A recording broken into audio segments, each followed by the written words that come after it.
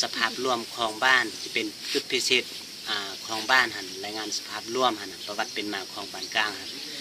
บ้านกลางนี่เป็นบ้านกลางตั้งอยู่ผู้สูงห่างจากตัวเมืองนี่15 กิโลเมตรหันนะทิศเหนือติดกับบ้านไม้ทิศใต้ติดกับภูเวียงทิศตะวันตกติดกับภูตองจิ้งทิศตะวันออกติดกับบ้านภูเวียงไซหันนะจำนวนหลังคานี่87หลังคาจำนวนครอบครัวนี่110ครอบครัวประชากรนี่รวมทั้งหมด564คนหันนะยิ่ง279คนอาชีพต้นต่ออยู่ในปัจจุบันนี้ก็คือทางชุมชนบ้านกลางอาชีพหลักๆก็แม่นเฮ็ดไร่เลี้ยงสัตว์อาชีพอันที่หนึ่งเลี้ยงสัตว์หันก็คืองัวคือแบะนะอาชีพหลักๆที่สองก็คือปลูกข้าว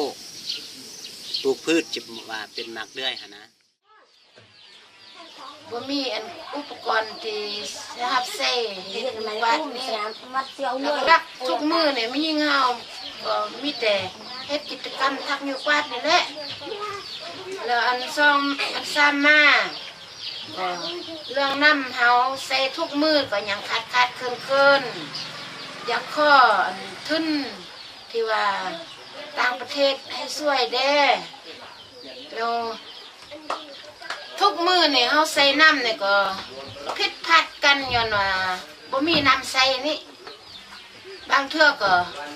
แม่ยิ่งก็เด็กน้อยก็ทึกไปตักอยู่ห้วยอยู่ห้องคือตะกี้ตะก่อนนั่นแหละที่เราร่วมว่าภาคคอมเมนต์ว่าจุดหลักๆนั่นเกี่ยวกับเรื่องน้ำกินนี่แหละน้ำกินคู่มื้อนี่คือว่ามันบ่พอตั้งแต่เริ่มที่โครงการอินทรีย์เข้ามาเฮ็ดทอนหุ่มมาเฮ็ดน้ำนี่ถือว่ามาเบิ่งแต่ระยะผ่านมามันก็ยังพออยู่แต่เดี๋ยวนี้มาเบิ่งจักจุดเศษมันเป็นย้อนอีหยังน้ำใส่มันบ่พอมากดกาเบิ่งอยู่ห้องงานหั่นถือว่ามันแห้งเลยแล้วมาเบิ่งชาวบ้านนี่เขาเจ้าก็เสียงส่วนหลายอยากขอซึมเกี่ยวกับเรื่องน้ำกินนี้เพราะเฮาอยู่คู่มื้อนี่น้ำใส่แต่น้ำกินนี่เป็นหลักๆคันบ่มีน้ำกินนี่มันก็ยุ่งยากแต่ว่าทางอีพ่อยนี่อยากขอทางโครงการหรือว่ายังมีทุนช่วยเหลือเป็นต้นต่อก็แม่นเรื่องเงินเรื่องคำในส่วนให้งอกให้งานหรือว่าลงปฏิบัติตัวจริงชาวบ้านที่เป็นผู้ช่วยสันสาเป็นผู้เฮ็ดคือระยะผ่านมานะคือว่าจะได้ร่วมทางพ่อแม่ประชาชนเฮานะให้เขาร่วมแล้วก็เก็บเงินได้ครอบครัวใดครอบครัวหนึ่งนะเป็นแรงทุนสมทบเพราะว่าทางทุนเพราะว่าอยากเอาเงินห่วงตัวนี้เพราะว่าไปบริหารภายในที่บ้านวิธีแก้ไขในชีวิตการเป็นอยู่ของบ้านนะเพื่อให้มันดีขึ้นนะอันที่หนึ่งก็เพื่อแบบว่าซ่อมแปลงท่อน้ำที่ขาดตกเหี่ยเสียหายภายในกลางทางหันตกเหี่ยเสียหายแบบว่าเฮ็ดให้พ่อแม่ประชาชนเฮาใส่บ่เพียงพอนะเฮ็ดให้น้ำหันมาเข้าอยู่ในอุ้งหันให้มันเต็มอุ้งหันนะเพราะว่าระยะผ่านมาก็ตกเหี่ยเสียหายท่อก็แตกกลางทางเป็นประตูปิดเปิดหันก็ตกเหี่ยเสียหายมันเวลาเปิดปิดหันมันตกเหี่ยเสียหายล้นทางชุมชนเฮาใส่ก็บ่เพียงบ่พอนะอันที่สองก็แบบว่า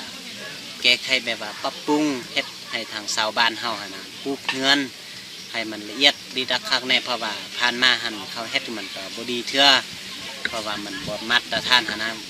เขาเฮ็ดปีนึงบางเทื่อก็เฮ็ด2-3 ครั้งนะเดี๋ยวนี้หันเขาจะคืนแทนให้เขาเลื่อยไม้แล้วก็ซื้อสังซีซื้อเล็กซื้อหยังนะเฮ็ดให้มันละเอียดนะเพื่อให้นึ่งแล้วมันอำนวยความสะดวกให้พ่อแม่ประชาชนเฮาลดผ่อนการออกให้งานอันที่สองก็เฮ็ดให้แบบว่าบ่ให้น้ำหันตกเหี่ยเสียหายนะเพราะว่าระยะผ่านมามันก็บ่เพียงพอน้ำหันนะเฮ็ดให้น้ำหันเข้าในอ่างหันคือว่าให้มันออกสำใดอยู่ของงานให้มันเข้าอยู่ในอ่างน้ำหันให้มันเข้าตามตัวนั้นนะเพราะว่าผ่านมามันเข้าอยู่ในอ่างน้ำหันบ่เต็มเพราะว่ามันตกเหี่ยเสียหายอยู่ในกลางทางนะมันตกเหี่ยเสียหายย้อนท่อแตกหรือว่าเป็นอย่ามีสัตว์อันใดอันหนึ่งจะคือก็ยกตัวอย่างคือขอพบผ่านมาหันก็คืออ้นนะกัดนะเราจะซ่อมแปลงตัวนั้นนะให้มันดีขึ้นนะตามข้าพเจ้าวิธีทางแก้ไขทางบ้านกับอันอื่นกับสบู่มีอย่างตามข้าพเจ้าคิดกับสมุดเพียงขนมขอขอบใจ